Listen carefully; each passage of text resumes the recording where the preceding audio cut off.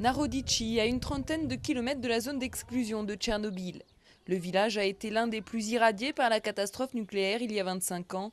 Les 2 tiers des habitants sont partis et beaucoup de maisons tombent en ruine.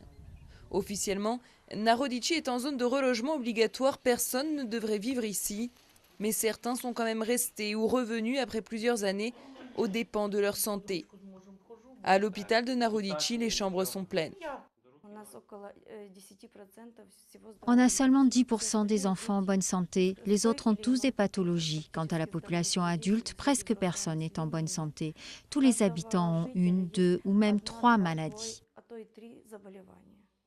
Cancer, problème à la thyroïde, anémie, 25 ans après la catastrophe, Tchernobyl fait toujours des victimes à Narodici. La raison principale, les gens mangent ce qu'ils font pousser dans des sols encore contaminés. Dans ce petit laboratoire, on teste tous les jours des aliments apportés par la population. Les produits les plus dangereux sont le lait, les baies et les champignons. Dans ces champignons, il y a 15 700 becquerels, alors que le maximum autorisé est de 2500.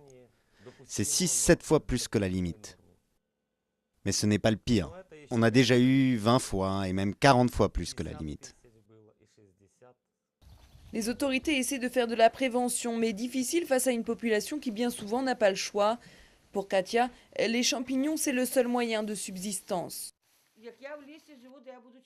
Je vis au bord de la forêt. Pourquoi j'irai acheter des produits sains? Avec quel argent?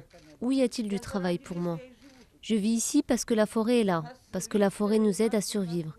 Les champignons et les baies nous aident à survivre. À Narodici, une expérience est en cours. Dans ce champ, on fait pousser du colza car la plante permet de diminuer le taux de radioactivité dans les sols. Mais il faudra encore plusieurs années pour que la terre revienne à la normale.